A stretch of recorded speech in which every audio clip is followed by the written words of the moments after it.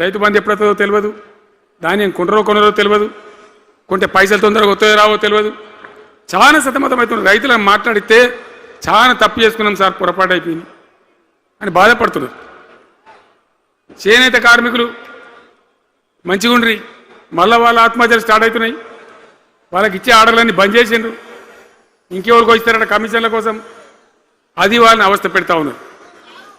ఉద్యోగులు ఆనాడు మనం 72% ఇచ్చినాం. వాళ్ళు తెలంగాణ ఉద్యమంలో పనిచేశారు కాబట్టి టీఎన్జిఓ అంటోళ్ళు సమైక్య రాష్ట్రంలో కూడా వాళ్ళ ఉనికి పొడగొట్టుకోలే. టీఎన్జిఓగానే ఉన్నారు తెలంగాణ ఎన్జిఓలుగా. కాబట్టి వాళ్ళని గౌరవించి గుర్తించి బ్రహ్మాండంగా 72% పిఆర్సీ ఇచ్చినాం. ఇలా 7 రూపాయలని ఇచ్చిండ్రా, 7% అని ఇచ్చిండ్రా. ఏమైంది? ఏం బీమారైంది? ఎంతమందిని మోసం చేస్తారు? ఆఖరికి వస్తే పరిస్థితి ఏంది? ఇలా రాష్ట్రంలో రిటైర్డ్ ఉద్యోగస్తులకు కూడా వాళ్ళకి రావాల్సిన బకాయిలు, వాళ్ళు దాచుకున్న డబ్బులు వీళ్ళు ఇచ్చే మెహర్బానేం లేదు, ఆ డబ్బులు కూడా ఇచ్చే పరిస్థితి లేదు. ఆటో రిక్షా కార్మికులు మాట్లాడితే అన్నయ్య ఈరోజు పనికి మాలిన ఫ్రీ బస్సు పెట్టిండ్రు, మా పొట్ట కొడుతున్నారు, మేము నాశనం అయిపోయినాం, వాళ్ళు ఏడుస్తూ ఉన్నారు. పిల్లలకు అది నేమ్ పెట్టలే. ఆయన కాంగ్రెస్ ముఖ్యమంత్రి అయినా రాజశేఖర రెడ్డి గారు ఉన్నప్పుడు పెట్టిండు ఇది ఫీజు రియంబర్స్మెంట్ అనే స్కీమ్. మంచి లాభం జరిగింది. నేను దాన్ని కొనసాగించిన. ఇలా మొత్తం బీసీలకు ఎస్సీలకు పిల్లలందరికీ ఫీజు రియంబర్స్మెంట్ రాక 10-12 వేల కోట్ల బకాయిలు పెడితే వాళ్ళు ఆగం, వాళ్ళు రోడ్డున పడరు. కోర్టుకు పోతే పిల్లల దగ్గర వసూలు చేసుకొని చెప్పి కోర్టులు చెప్తా ఉన్నాయి. వాళ్ళ గతి ఏం కావాలి? ఇప్పుడు ఎవరిని కదిలిచ్చినా ఈ రాష్ట్రంలో, ఎవరిని మాట్లాడించినా, ఒక విద్యార్థిని మాట్లాడినా, ఒక రిటైర్డ్ అయిన ఉద్యోగిని మాట్లాడినా, పనిచేస్తున్న ఉద్యోగిని మాట్లాడినా, రైతాంగంతో మాట్లాడినా ప్రతి వాడు ఒక అసంతృప్తి, ఒక బాధ, మాకేదో అన్యాయం జరిగినటువంటి పరిస్థితిలో మాట్లాడుతూ ఉన్నారు. పిల్లల పాపం చదువుకునే వాళ్ళు ఉంటే వాళ్ళకి విదేశాల్లో సీట్లు వస్తే 20 లక్షల రూపాయలు ఇచ్చాం. అంబేద్కర్ పేరు మీద, జ్యోతిబా పూలే పేరు మీద ఎస్సీ పిల్లలకు, బీసీ పిల్లలకు, ఓసీలలో కూడా నిరుపేదలకు ఇచ్చినాం. ఇలా దాన్ని బంద్ పెట్టిండ్రు. వాళ్ళు ఆగమైపోతూ ఉన్నారు. అన్నీ కూడా సర్వనాశనం చేస్తూ ఉన్నారు. అన్ని స్కామ్లు, కుంభకోణాలు, భూ కబ్జాలు. పొద్దున్న లేస్తే పేపర్ తిప్పితే బాధ కలిగేటువంటి పరిస్థితులు. సో ఈ రకంగా సింగరేణి, అద్భుతంగా ఉన్న సింగరేణి నాశనం చేసి ఇలా బొగ్గులకు స్కామ్, సివిల్ సప్లైస్ల స్కామ్, మొత్తం అని కూడా స్కామ్లు, దోపిడీ తప్ప ప్రజలకు పనిచేసే పరిస్థితి లేదు. మరి ఏం జరగాల? కాంగ్రెస్ వాళ్ళు చెప్పిన మాటలు వింటే ఈ మాటలు కోటలు దాటినట్టు ఇష్టం ఉన్నట్టు చెప్పారు. చివరికి ఏందిరా ఇప్పుడు 2.5 ఏళ్ళు గడిచిపోయింది. మరి ఏంది కథ? కాకికి పెడదామంటే కంకెడి లేవు, పిట్టకి పెడదామంటే పిడికెడి లేవు. వటియే ముచ్చట్లు, వటియే మాటలు తప్ప ఎక్కడ ఏం జరిగింది లేదు. ఏ డిపార్ట్మెంట్లో కానీ, ఏ రంగంలో కానీ, ఒక ఇరిగేషన్లనా, ఒక కరెంట్లనా, ఇంకో దానినా, ఒక అర్బన్ డెవలప్మెంటా, రూరల్ డెవలప్మెంటా ఏమైనా జరిగిందా? ఆనాడు మన పల్లెలు బాగు చేసుకోవాలని చెప్పి దేశంలోనే ఎక్కడ లేని విధంగా పల్లె ప్రగతి కార్యక్రమాలు చేసినాం. ప్రతి ఊరికి అన్నేళ్ళ తెలుగుదేశం కాంగ్రెస్ గవర్నమెంట్లు ఉంటే చచ్చిపోతే ఏడగాలేసుకోవడం జాగ కూడా చూపించలే. ప్రతి గ్రామానికి ఆనాడు మనం వైకుంఠ ధామాలు కట్టినాం. ప్రతి గ్రామంలో క్రీడా ప్రాంగణాలు కట్టినాం. ప్రతి గ్రామంలో నర్సరీలు పెట్టినాం. ప్రతి గ్రామంలో పల్లె ప్రకృతి వనాలు పెట్టినాం. ప్రతి గ్రామ పంచాయతీకి ట్రాక్టర్ ఇప్పించినాం. ఆనాడు చెత్త తీసేది. ఇలా పనిచేస్తున్నాయి ట్రాక్టర్లు. ఊళ్ళలో ట్రాక్టర్లు పనిచేస్తున్నాయి అన్న, మూలకు పడ్డాయి, డీజిల్ పోసే దిక్కులేదు. ఏం చేయాలి? పల్లె ప్రకృతి వనం పెడితే దాన్ని నీళ్ళు పోసే దిక్కులేదు. ఏం రోగం వచ్చింది? ఏం బాధ? డీజిల్ లేదా? ఆ తెలివి కూడా లేదా? ఆ రోజు నేను చెప్పిన ఆర్థిక శాఖ కార్యదర్శిని పిలిచి అవసరమైతే ఎమ్మెల్యేల జీతాలు బంద్ పెట్టుంది కానీ గ్రామ పంచాయతీల డబ్బులు మాత్రం విడుదల చేయండి అని చెప్పినండి.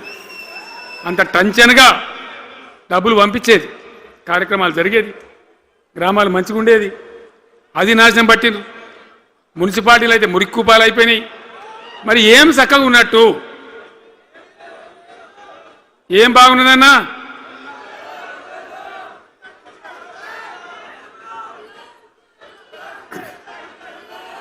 అందుకే జీవన్ రెడ్డి గారు లాంటి సీనియర్ నాయకుడు అనుభవం ఉన్న వ్యక్తి నోటికెళ్ళి ఏం మాట వచ్చింది, కాంగ్రెస్ పోవాలి బీఆర్ఎస్ రావాలి. ఎందుకు వస్తుంది ఆ మాట? వటిగానే వస్తుందా? బాధ్యత లేకుండా వస్తుందా? ఏది చూసినా కూడా చక్కదనం లేకపోతే, పొద్దున్న లేతే దోపిడి తప్ప ఇంకోటి లేకపోతే ఎందుకు ఈ పరిస్థితి వస్తుంది? రాష్ట్ర ఆర్థిక పరిస్థితి నాశనం, ఉద్యోగస్తులు ఆగం, రిటైర్డ్ ఉద్యోగస్తులు ఆగం, విద్యార్థుల జీవితాలు ఆగం, ఆటో కార్మికుల జీవితాలు ఆగం. ఎవరు చక్కగా ఉన్నాడు? సంతృప్తి ఎవరున్నారు? ఏం జరుగుతూ ఉంది? ఇది ఈ రాష్ట్రంలో ఉన్న పరిస్థితి. ఇక నేను చెప్పానంటే తెల్లారిదాకా చెప్పచ్చు.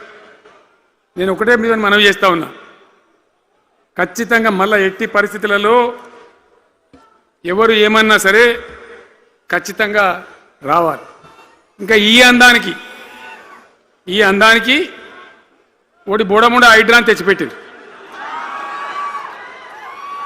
దానికి ఆ హైడ్రాకు ఆ పిసిసి ప్రెసిడెంట్ అనుకోడు ఆయన, కాంగ్రెస్ కమిటీ అధ్యక్షుడు, ఆయన నిజామాబాద్లో పోయి చెప్తుండు, హైదరాబాద్లో హైడ్రా, నిజామాబాద్ కూడా తెత్తాం బిడ్డ, నిజామాబాద్లో నిడ్రా, రేపు జగిత్యాలలో కూడా జిడ్రా అంటాడు. ఇక అది ఏం కావాలి?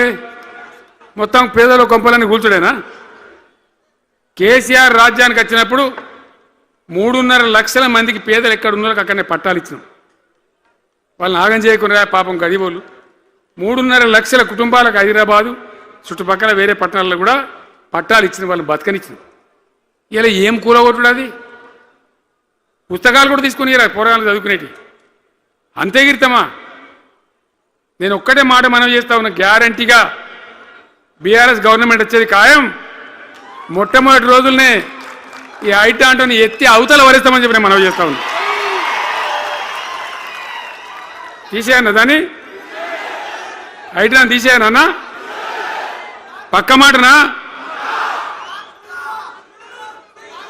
మళ్ళా మొదలు పెట్టిరా? ఇక జరాగు, 5 నిమిషాలు అది అయిపోతుంది. హైడ్రాని పీకేసి మొదటి సంతకంతోనే తీసి చెరువులో వాడేస్తాం దాన్ని. ఇప్పుడు మనం చేయలేము. 46,000 చెరువులు మంచిగా చేసినాం. ఏమన్నా గుడిసె కూడా కొలగొచ్చామా? ఇల్లు కూడా వచ్చామా? ఇదేమి ఇచ్చేంతరం నాకు అర్థం కాదు. మూసి అని దాని ఎంబడి వాడారు, దానికి ఆడ గరీబులు ఉంటారు పాపం. మూసి ఎంబడిన గరీబులను వాళ్ళని ఏమి ఏడిపించుడు? పొద్దున్న లేతే వాళ్ళు నిద్రపోకుండా, వాళ్ళ కంటి మీద కొనుక్కు లేకుండా, అది ఎవరు చేసే ప్రాజెక్ట్ అయ్యేది కాదు, పీకేది అవుతుందా? 15,000 ఇల్లు కూడా కొడతారట. ధర్మమేనా అది? ఈ రకంగా ఒకటి పనికి మాలిన హైడ్రా తెచ్చి మూసి అది చెయ్యాలి, మూసి మంచిగా చేయాల్సిందే బద్దనేవాడు అన్నాడు. అన్ని వేల ఇల్లు కూడా కొట్టడం ఎందుకు నాకు అర్థం కాదు. అలా ఏం లేదు, భూములు కబ్జా పెట్టే రియల్ ఎస్టేట్ దందా తప్ప దానిలో ఏం లేదు. మూసి ప్రజల కోసం కాదు, నగర ప్రజల కోసం కాదు, ఈజీగా చేయగలిగిన దాన్ని, మామూలుగా చేయగలిగిన దాన్ని నాశనం బట్టి దానికి కథం పడతా ఉన్నా. ఏది చూసినా కూడా ఒక రకమైన దోపిడీ, ఒక రకమైనటువంటి గుండాగిరి, అరాచక వ్యవస్థతో ముందుకోతున్నారు తప్ప ప్రజా సంక్షేమాన్ని కాంక్షించి ఒక్క స్కీమ్ కూడా రాలే. ఇరిగేషన్ ప్రాజెక్టులు అన్ని పండబెట్టిరు. ఏం రోగం? ఒకనాడు కాకతీయ కాలువ మీద, మన వరద కాలువ మీద మోటార్లు పెడితే ఏం కోసాది? మా శంకరెడ్డి చెప్తా ఉండే ఇంతకుముందు, 1000 మోటార్లు పెట్టుకుంటే వచ్చి కోసుకపోదురు, లారీలకు మోటార్లు ఎత్తుకపోదురు. ఇదే వరద కాలువ మీద కేసీఆర్ ఉన్న రోజులు ఎవడన్నా మాట్లాడిందా? మాట్లాడలే. చివరికి ఏం చేసింది మీరు మంచిగా వినాలి. వీళ్ళు మామూలు పని చేస్తలేరు, మన జీవితాలకే బాంబులు పెడుతున్నారు. ఆ రోజు కూడా నరేంద్ర మోడీ ప్రధానమంత్రిగా ఉండే ఆయన ఏం చేసిండు? కరెంటు మోటార్లకు మీటర్లు పెట్టాలి, నువ్వు పెట్టాలి కేసీఆర్ అని నా మీద ఒత్తిడి. నేను చెప్పిన నా పానం పోయినా సరే, సచ్చినా సరే నేను మీటర్ పెట్టా అని చెప్పింది. పెట్టలే. 30,000 రూపాయలు కట్ చేస్తే నీకు అన్నాడు, కట్ చేసిండు. రాష్ట్ర ప్రభుత్వానికి వచ్చేటువంటి ఆదాయం 30,000 కోట్ల రూపాయలు వదులుకొని కూడా తెలంగాణలో నేను కరెంటు మీటర్ పెట్టనియలే. నేను ముఖ్యమంత్రి ఉన్నాను రోజు. ఇవాళ ఏం చేసింది తెలుసా వీళ్ళు? మీకు తెలియలే, మీరు అమాయకులున్నారు. ఢిల్లీకి పోయి ఒప్పుకున్నారు. ఒప్పుకొని ఏం చేశారు? అయ్యా బాంచని మీటర్లు పెడతాము, మాకు ఆ పైసలు ఇయ్యండి. కేసీఆర్ వద్దన్నారు కదా మేము తీసుకుంటాం అని ఆ డబ్బు తీసుకొని వీళ్ళే ఈ గవర్నమెంట్ పోయి సంతకం పెట్టి ఇప్పుడు మొదలైతే ఇక ఇప్పుడు వస్తాయి మీటర్లు. ఎదుర్కొందామా? మీటర్ల ఎదురుపాటును యుద్ధం చేద్దామా? కొట్లాడదామా? ఏమన్నాం మనం? నాకు అర్థం కాదు. రైతులు మంచిగా ఉండాలి, వ్యవసాయం మంచిగా ఉండాలి, పల్లెలు బాగుండాలి, వృత్తి పనులు బాగుండాలి. ఇప్పుడు యాదవులకు ఒక గొర్రెలు ఇప్పించినాం. ఇప్పుడు వస్తున్నాయి ఆ గొర్రెలు వినబడతలేదు. బంద్ అయినాయా? ఎందుకు బంద్ అయినట్టు? మరి దానికి ఏం రోగం వచ్చే? మరి ఎవరికి ఇచ్చినట్టు? చేపలు పట్టే వాళ్ళ కోసం చేప పిల్లలు వేసినాం, ఇప్పుడు వేస్తాను రా. మరి ఎవరికి చేసినట్టు? వృత్తి పని వాళ్ళకు ఉండదు, ఎవరికి ఉండదు. బీడీ కార్మికులు ఉన్నారు, నాకెవ్వరు దరఖాస్తు ఇయ్యలే, ఎవరు అడగలే. అప్పుడప్పుడు మా తులమో చెప్పేది, అన్న వాళ్ళ పరిస్థితి బాగుండదు పేదరికంలోనని చెప్పేది. మా అంతటా మేమే ఆలోచించుకొని బీడీ కార్మికులకు పెన్షన్ తెచ్చినాం. మొత్తం భారతదేశంలో ఏ రాష్ట్రంలో ఇస్తారా? వాళ్ళకి పెన్షన్లు పెంచుతామని ఎగబెట్టినరా? వాళ్ళకు కాదు, ఎన్ని ఆశలు ఇంట్లో ఉన్న ఆడపిల్లకు 5 లక్షలు మహాలక్ష్మి అని పేరు పెట్టి 2500 నెలకిస్తామని ఇచ్చిండ్రా? రూపాయి వచ్చిందా? అట్లా ఎన్ని 6 గ్యారంటీలు, 420 హామీలు. స్కూటీలు ఎక్కడ వాయే? స్కూటీల్లో మనలే, ఇంకా స్కూటీలు ఎక్కడి? ఏమన్నా నచ్చినాయా? మరి నేను ఏమంటున్నా అంటే దయచేసి మీరు ఆలోచన చేయాల్సింది, ఇలా ఈ సభలో మాట్లాడుతున్నా మీరు వింటున్నాను కాదు, యావత్ తెలంగాణ వింటున్నది. తెలంగాణ ప్రజలందరికీ నేను కోరుతాను, నేను చెప్పిన నిజమా అబద్ధమా? ఏం జరుగుతూ ఉంది తెలంగాణలో? ఈ సందర్భంలో ఖచ్చితంగా ప్రజల మంచిని కోరే ప్రతి వాళ్ళు ఒకటి కావాల్సిందే, మళ్ళా తెలంగాణ పునర్నిర్మాణ యజ్ఞం మళ్ళా ప్రారంభం కావాల్సిందే. దాన్ని ఎవడు ఆపలేడు. జర గాచారం బాలేకపోతే దెబ్బతింటాం, అంత మాత్రం చేత ఆగిపోతామా? ఊకుందామా? పోరాటం చేయాల్సిందే, వీళ్ళని నిలదీయాల్సిందే. ఖచ్చితంగా తెలంగాణ పునర్నిర్మాణ ప్రక్రియ, ఆ యజ్ఞం మళ్ళా ప్రారంభం కావాల్సిందే. తెలంగాణ ప్రజలు గెలిచి నిలవాల్సిందే. మొత్తం ప్రాజెక్టు పండబెట్టినండి. పాలమూరు ఎత్తిపోతల పథకం 90% పూర్తి చేసినాం. కొద్దిపాటి డబ్బుతో అయిపోతుంది. వలసల జిల్లా, కరువు జిల్లా వాళ్ళని నాశనం పట్టిండ్రు. అన్ని అబద్ధాలు. ఒక్కటి కూడా ఒక క్రియాన్వితమైనటువంటి ప్రజలకు పనికొచ్చేటువంటి ఏ రకమైన నిర్మాణాత్మక పని లేకపోగా కూల్చివేతలు, కాల్చివేతలు, పోలీస్ దాడులు, ఎవడన్నా ఎదురుగా మాట్లాడతామని పట్టుకపోవడు. ఇది రాజకీయమా? ఈ రకమైన కథన? దయచేసి మీ అందరితోని నేను కోరేది ఒకటే, చాలా సంతోషం.